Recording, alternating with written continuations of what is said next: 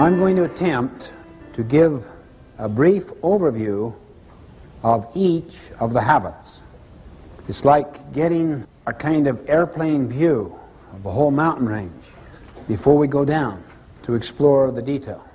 Habit 1, be proactive, basically means that your life is a product of your values, not your feelings.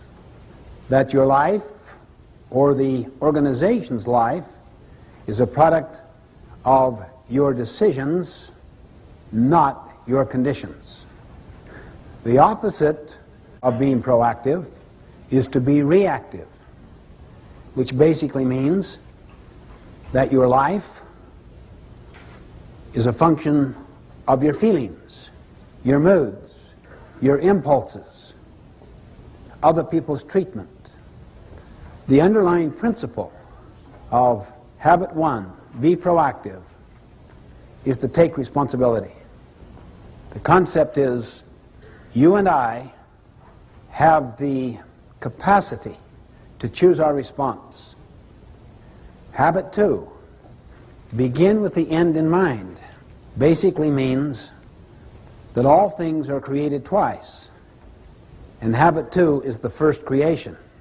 Habit 2, begin with the end in mind, means that you get a mental image, a picture of where you want to end up in this meeting, in this relationship, this year, in your life.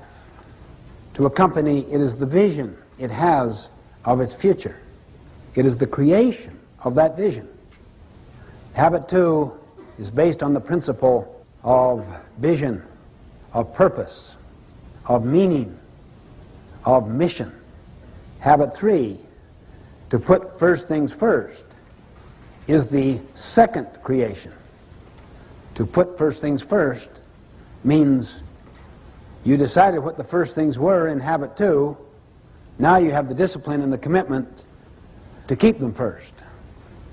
The opposite of putting first things first is to put second or third or fourth things first. That's why many people really deeply value their family relationships, their health, their personal integrity, but they get caught up in the powerful social value systems, timetables and agendas of their culture.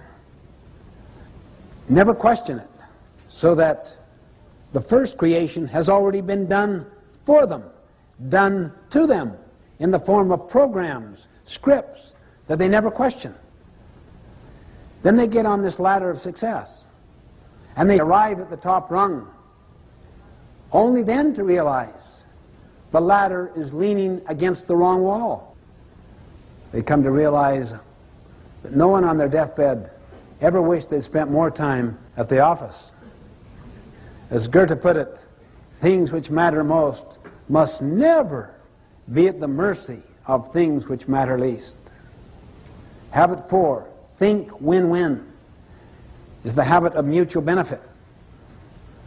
The underlying paradigm or principle is abundance.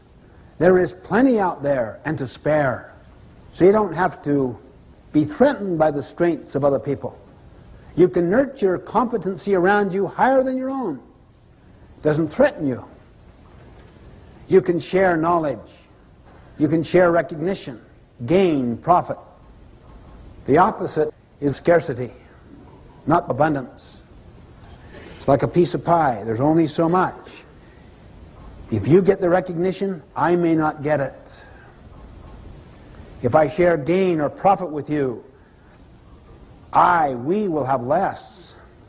Habit 4, to think win-win, comes from the principle of abundance, not scarcity, meaning the pie gets larger and larger and larger. Habit 5, seek first to understand, then to be understood, is the habit of empathic communication, meaning you always seek to understand first. The teacher diagnoses, pre-assesses before teaching. The doctor diagnoses before prescribing. The attorney does discovery before developing his or her own case or brief. Understand first before you seek to be understood, before you seek to contribute, before you take action, before you have the basis for judgment.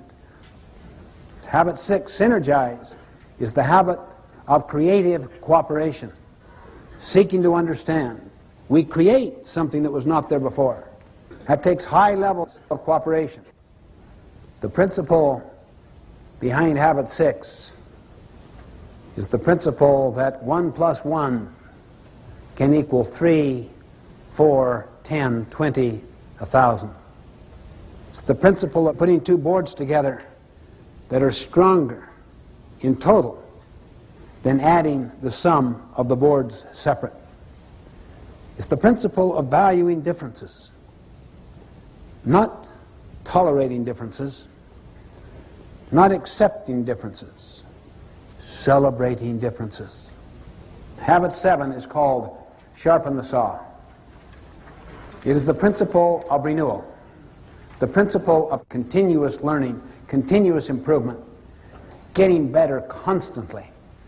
It's based on the principle that we have the capability of charging our own battery.